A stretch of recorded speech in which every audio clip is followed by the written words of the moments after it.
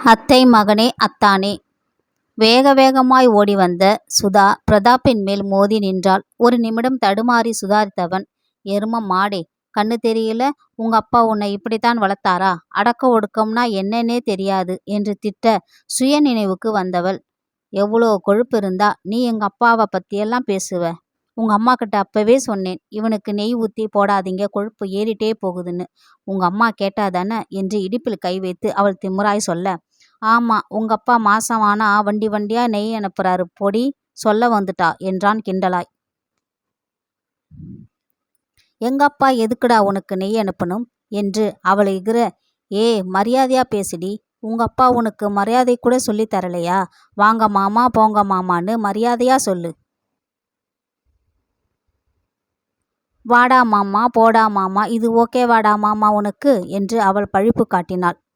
எவ்வளவு திமிருடி உனக்கு என்றபடி அவன் கையை ஓங்க, அத்தை என்னை அடிக்கிறான் என்று கத்தியபடியே சமையலறைக்குள் ஓடினாள்.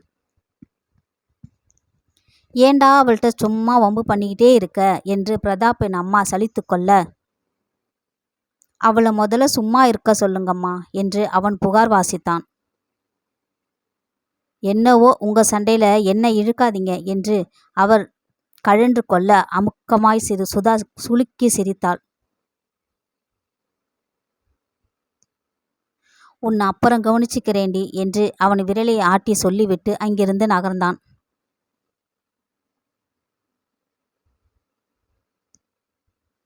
ஏய், என் பெயிண்டிங்ஸ் எடுத்து என்னடி பண்ற என்றபடியே வேக வேகமாய் ரூமுக்குள் வந்தான் பிரதாப்.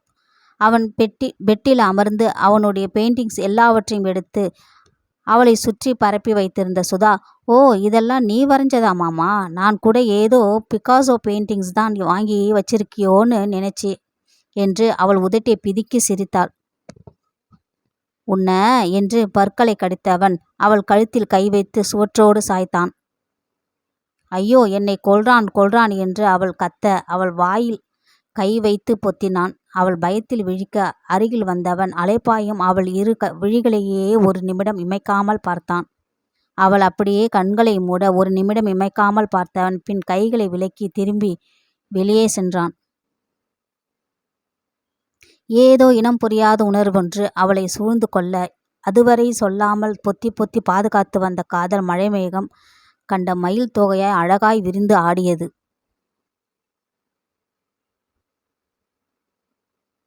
கடைக்கு சென்று வீட்டிற்கு திரும்பும் வழியில் ஒரு சிறுவன் ஒரு சிறுமிக்கு சைக்கிள் ஓட்ட கற்றுக் கொடுப்பதை கண்டதும் அவளையும் மீறி அவள் அம்மா சொன்னது நினைவுக்கு வந்தது.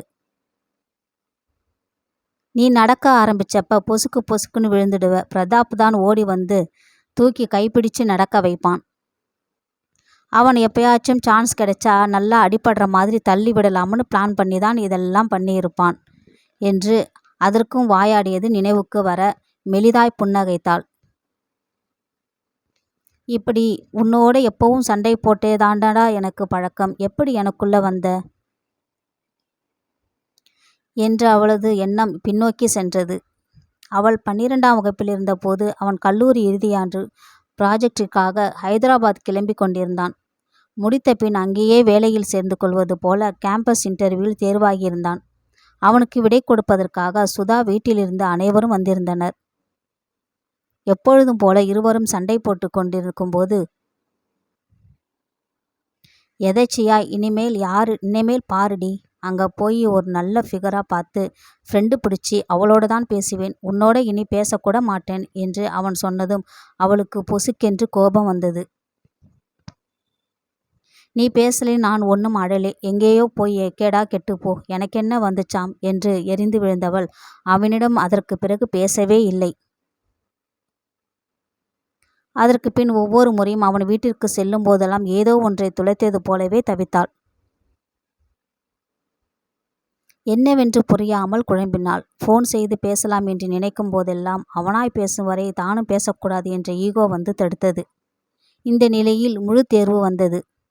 அதில் கவனம் செலுத்தியதில் அவனை பற்றிய நினைவு சிறிது விலகி போயிருந்தது. தேர்வுக்கு 2 நாட்களே இருக்கும்போது அவனிடம் இருந்து தேர்வு நன்றாய் எழுத வாழ்த்து அட்டை வந்தது. அதை கண்டதும் வாழ்க்கையில் தொலைத்த அத்தியாவசியமான பொருள் ஒன்று மீண்டும் கை சேர்ந்தது போல பொங்கிய சந்தோஷத்தில் கண்கள் பளித்தது. ஓடிச் சென்று அவசர அவசரமாய் ஃபோன் செய்து அவனிடம் பேசினாள். 4 மாதங்களாய் சேர்த்து வைத்திருந்த ஏக்கங்கள் எல்லாவற்றையும் கொட்டி தீர்த்தாள். அன்று மனதில் பூத்த காதல் இதுநாள் வரை அவளது இதயத்தில் மட்டுமே மனம் பரப்பிக் கொண்டிருந்தது. அவனிடம்தான் முதலில் சொல்ல வேண்டும் என்ற எண்ணத்தில் அவளது நெருங்கிய தோழியிடம் கூட சொல்லாமல் பொத்தி பொத்தி பாதுகாத்து வந்தாள். ஆனால் அவனிடம் சொல்வதற்கு இதுவரை தைரியமே வரவில்லை. இதுவரை அவன் என்ன நினைக்கிறான் என்பது பற்றிய சிந்தனையே இல்லாமல் இருந்தவள் நேற்று அவன் நடந்து கொண்ட விதத்தில் அதையும் சிந்திக்க ஆரம்பித்தாள். இந்த முறை நிச்சயம் சொல்லிவிட வேண்டும் என்று முடிவெடுத்த நிலையில் வீட்டை அடைந்திருந்தாள். அம்மா, இங்க பாருங்களேன், உங்க அண்ணன் மகளை இவளுக்கு அப்போவே கீழ்ப்பாக்கத்தில் ஒரு சீட்டு புக் பண்ணிடலாம்னு அப்போவே சொன்னேன். யாராவது கேட்டிங்களா? ஐயோ, இப்போ வேற சீட்டு கிடைக்குமான்னு தெரியல என்று பிரதாப் புலம்ப அவனை என்ன என்பது போல பார்த்தாள். உனக்கு முதல்ல சீட்டு இருக்கான்னு பாரு என்று மெதுவாய் சொன்னாள். நானா கையில் கொடைய வச்சுக்கிட்டு மழையில் நனைஞ்சிக்கிட்டு ட்ரீம் அடிச்சிட்டு வரேன் என்று அவன் கேட்டதும் தான் கவனித்தால் கையிலேயே குடையை வைத்துக்கொண்டு தொப்பலை நனைந்திருப்பதை. பிரதாப் அவனது கம்ப்யூட்டரில் ஏதோ வேலையாயிருக்க அவனுக்கு காஃபி எடுத்து கொண்டு வந்த சுதா உன்னோடு வாழாத வாழ்வென்ன வாழ்வு என் உள் நெஞ்சு சொல்கிறது என்று அவனை பார்த்து பாடியபடியே வந்தாள். சத்தம் கேட்டு அவன் திரும்பி பார்த்தபோது அவசர அவசரமாய் வேறுபுறம் பார்வையை திருப்பினாள். அவன் கையில் காஃபியை கொடுத்தவள் அவனுக்கு ஏதாவது புரிந்திருக்குமோ என்ற ஆசையாய் அவனை பார்த்தாள். அவனோ எதையும் சட்டை செய்யாமல் அவனது வாழ்க்கையின் சந்தோஷமே அந்த காஃபியை குடிப்பதில் தான் இருக்கிறது என்பது போல காஃபியை ரசித்து ருசித்து குடித்து கொண்டிருந்தான். சற்றே எரிச்சலுற்றவள் இன்று எப்படியாவது சொல்லிவிட வேண்டுமென்று நினைத்து கொண்டாள். எவ்வளவுதான் தைரியமான பெண்ணாயிருந்தாலும் காதல் கோழையாக்கி விடுவது இயல்புதானே. அதற்கு சுதா மட்டும் விதிவிலக்கா என்ன? எப்படி ஆரம்பிப்பது என்று யோசித்தவள் மீண்டும் பாடலின் துணையையே நாடினாள். காதலேனும் தேர்வெழுதி காத்திருந்த மாணவி நான் என்று அவனுக்கு நேராய் ஜன்னலில் சாய்ந்து நின்றபடி பாடினாள். இம்முறை அவளது பாடலுக்கு செவி சாய்த்தவன் நிமிர்ந்து பார்த்தான். இப்பொழுதாவது புரிந்துவிட்டதா? இதயம் படபடவென்று வேகமாய் அடிக்க கண்களில் காதல் ததும்ப அவனை ஆவலாய் பார்த்தாள். ஏண்டி, 7ஆம் கிளாஸ்லேயே 7 தடவை உட்காந்து வந்த நீயெல்லாம் எங்க ஒரே அட்டம்ப்டில் பாஸ் பண்ண போற என்று சத்தம் போட்டு சிரித்த சிரிப்பு அவளுள் இருந்த சுயமரியாதையை தட்டி எழுப்ப, 12th ஸ்கூல் ஃபஸ்ட்டு, இதுவரைக்கும் எல்லா செமஸ்டர்லேயும் ஃபஸ்ட்டு மார்க்கு, என்ன பார்த்தாடா 7ஆம் கிளாஸ்லேயே 7 தடவை ஃபெயிலுன்னு சொல்கிற என்றபடியே அவன் தலையில் அடித்தாள். அவன் சிரித்தபடியே தடுக்க கோபம் பொங்கியவளாய் அறையை விட்டு வெளியேறினாள். நேராக வீட்டிற்கு வெளியே சென்றவள் அங்கிருந்த திண்ணையில் அமர்ந்தாள். கோபத்தில் இதழ்கள் துடிக்க ஒரு 5 நிமிடம் அமைதியாயிருந்தாள். சே, எப்போவும் போல விளையாட்டுக்கு தானே பேசினான், ஏன் இப்படி கோபப்பட்டு வந்தேன் என்று தன்னைத்தானே கடிந்து கொண்டவளுக்கு இது அவனது கிண்டலினால் வந்த கோபம் அல்ல, அவளது காதலை அவன் புரிந்து கொள்ளாததால் வந்த கோபம் என்று தெளிவாக புரிந்தது. சீ, பாவம், அவனை வேறு அடித்து விட்டோமே என்று வருந்தியவள் எழுந்து அவனது அறைக்கு சென்றாள். அவன் யாரிடமோ ஃபோனில் பேசிக்கொண்டிருந்ததால் அமைதியாய் பின்னால் நின்றாள். டேய், ப்ளீஸ்டா செல்லம், நாளைக்கு உன்னை கண்டிப்பாக ஷாப்பிங் கூட்டிகிட்டு போகிறேன். இதுக்காக எல்லாம் பேச மாட்டேன்னு சொல்லாத. நீ பேசாமல் என்னோட யார் பேசுவாங்கன்னு சொல்லு செல்லம். இல்லை தங்கல்ல, என் புஜ்ஜில்ல என்று அவன் பாட்டுக்கு கொஞ்சி கொண்டிருக்க அவளுக்கு ஏதோ சுறுசுறுவென்று ஏறியது. சிறிது நேரத்தில் அவன் வைத்து விட அவன் முன் போய் நின்றவள், யாருக்கிட்ட மாமா இவ்வளோ நேரம் பேசிக்கிட்டு இருந்த என்றாள். இப்போதான் பெரிய இவ்வளாட்டம் கோச்சிக்கிட்டு போன, இப்போ மட்டும் எதுக்கடி பேசுகிற? நீ முதல்ல சொல்லு, யார்கிட்ட பேசிட்டு இருந்த? என் ஃப்ரெண்டுடி, கூட ஒர்க் பண்ணுறா. அதுக்குன்னு இப்படி கொஞ்சிக்கிட்டு இருக்கிற? ஏய், அவள் எனக்கு ரொம்ப க்ளோஸு. இன்னைக்கு ஷாப்பிங் போகணும்னு சொல்லியிருந்தா. என் மேனேஜர் அதுக்குள்ளே வேலையை கொடுத்து உட்கார வச்சிட்டாரு. அதான் கோச்சிக்கிட்டு பேச மாட்டேன்றா என்றவாறு அவன் எழுந்து வெளியே செல்ல அவன் சட்டையை பிடித்து உள்ளே இழுத்தாள்.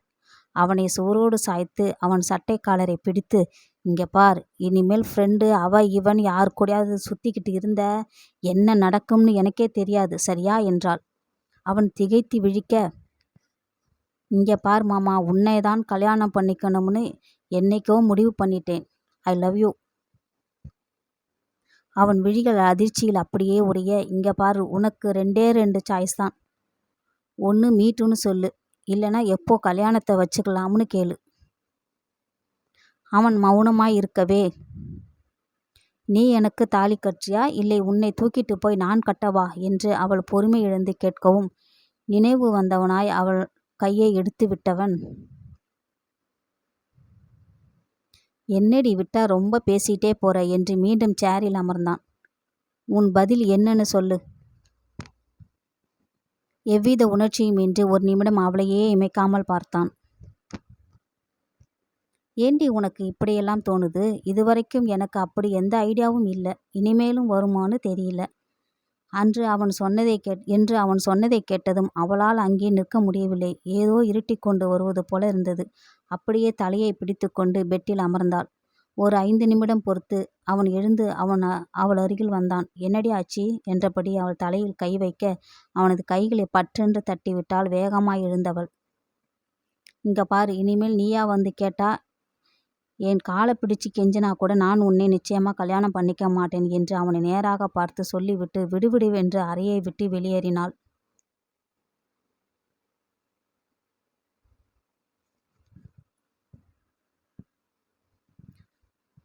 சுதா, பிரதாப்பை போய் சாப்பிட வர சொல்லு என்று அத்தை சொல்லவும், பசிச்சா அவனே வரட்டும், நானெல்லாம் போய் கூப்பிட முடியாது என்று பதில் சொல்லிவிட்டு கையில் இருந்த புத்தகத்தில் மூழ்கினாள்.